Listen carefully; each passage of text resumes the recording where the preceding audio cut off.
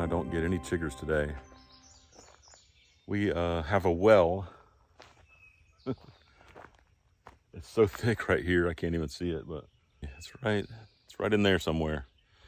I have to cut a slot here for the well guys to get in there and work on it. It's an old well and it's not running right now. And they're gonna come and fix the pump and get everything wired up right so we can plug it in. And we're gonna go ahead and get an electrical service down here that'll run it. So I gotta clear out some of these trees so they can get their truck in there.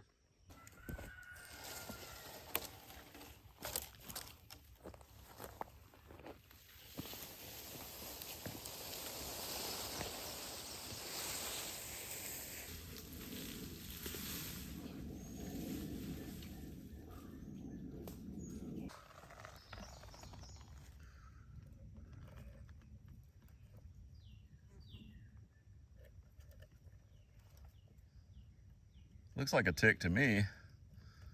That's the first time I've seen a tick on a tree, which is obviously where they come from, but I've just never seen one while it was still on the tree.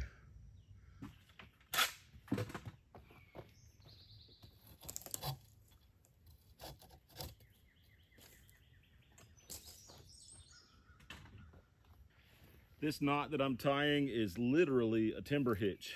You just go around the tree, you come around your own rope, and then almost like a overhand knot, except you go around and around and around and around a few times. And that creates a hitch that tightens.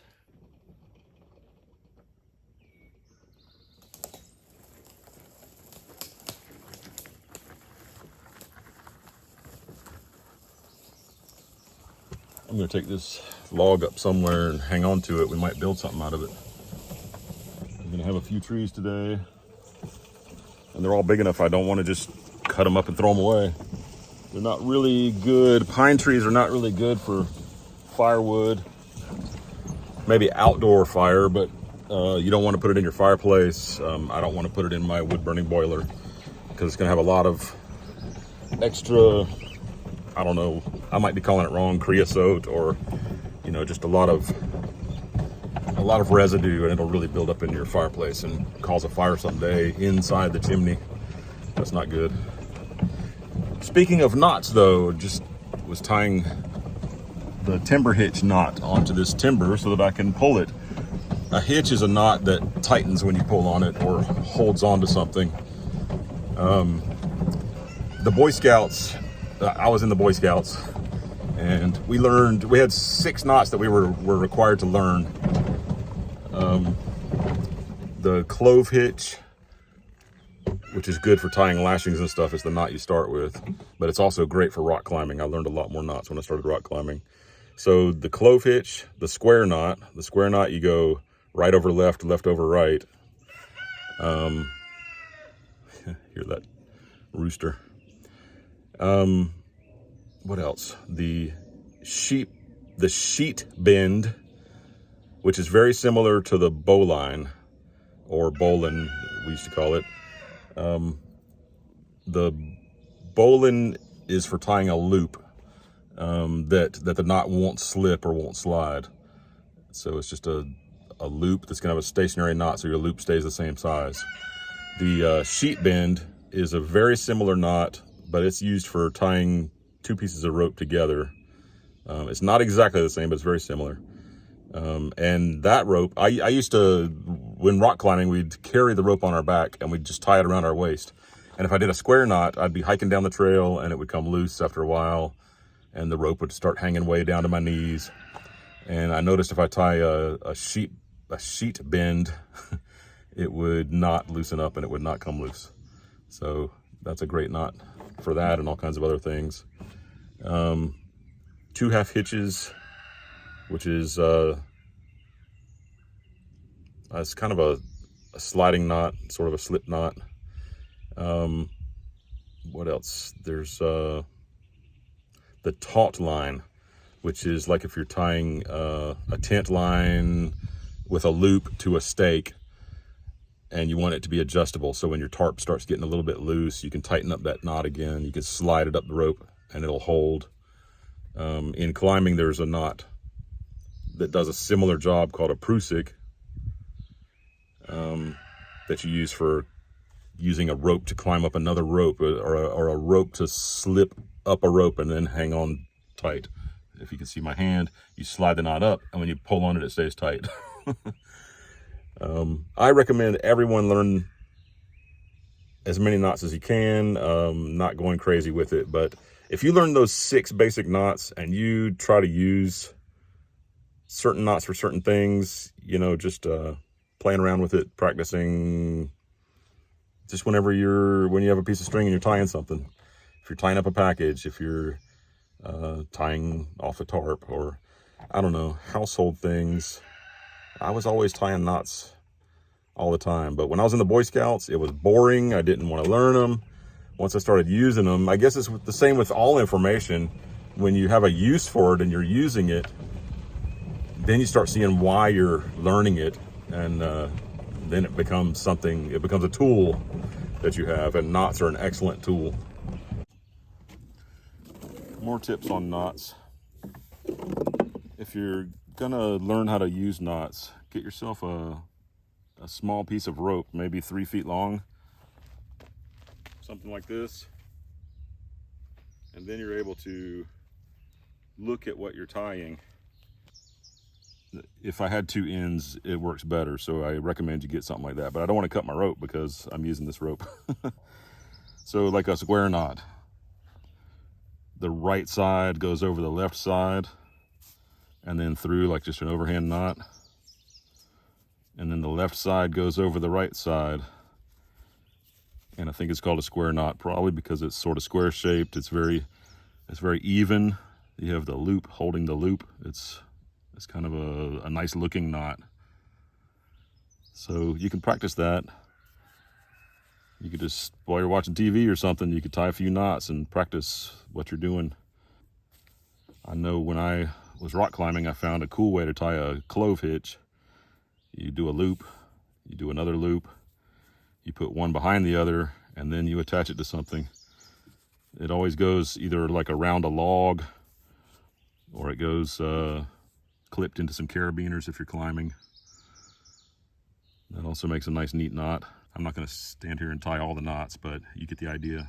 Okay, all done for now.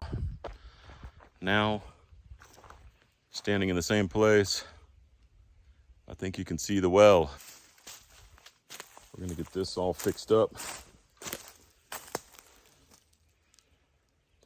So the well is ready for the guys to come work on. I did get a few logs. One log is back in the woods there that fell down the wrong way, so I'll bring it out another time. But then got a few logs here that I can use to make something later. They'll have to be in a shelter where they're not exposed to the weather, because to have pine out in the weather, it has to be treated. Found this cool plant.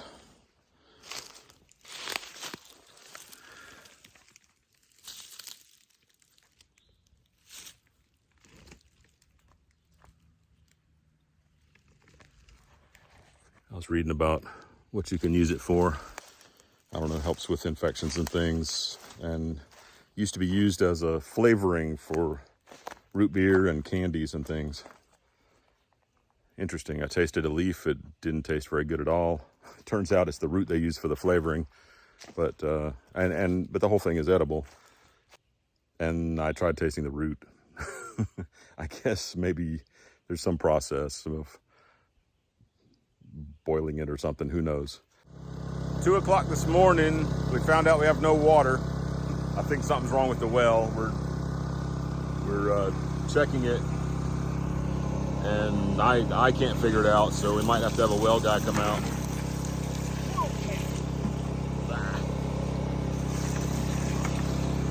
So just to flush our toilets, we're here at the other well.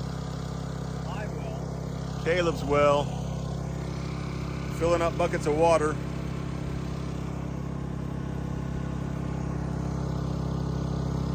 And we'll just put those on the front porch so we can flush some toilets. We got some bottled water we can use for drinking water and maybe a little bit of washing. So, not such a great surprise. So here's our toilet flushing supply.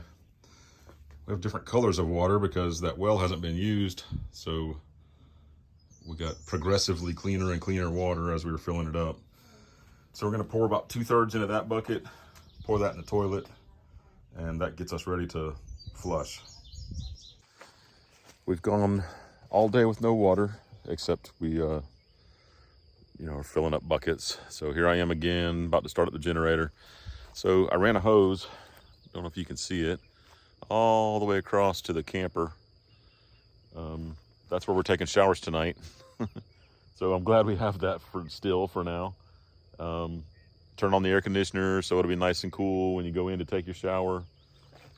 Cindy's over there, she's coming down to feed the sheep. So I'm gonna fire this up. That'll get the camper water going, but also I can fill up my buckets from the camper. It's our third day filling up our toilets manually. And that was just a little bit left in that bucket, so I gotta go get more water.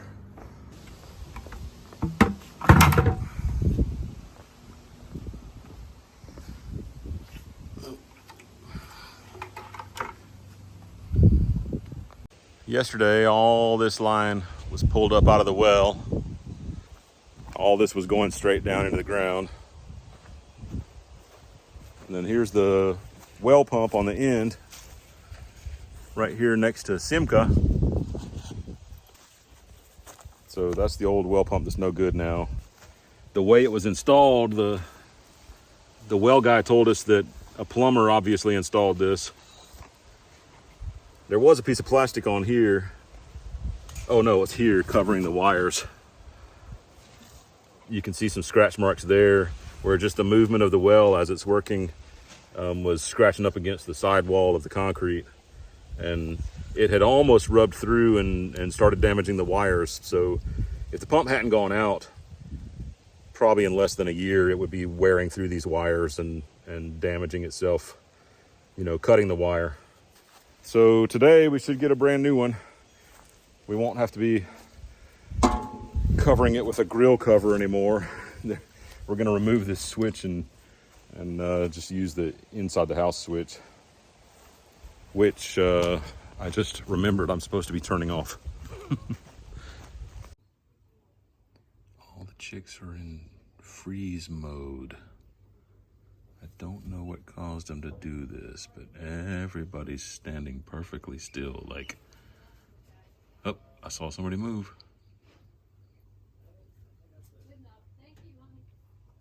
They must be in freak out mode or something.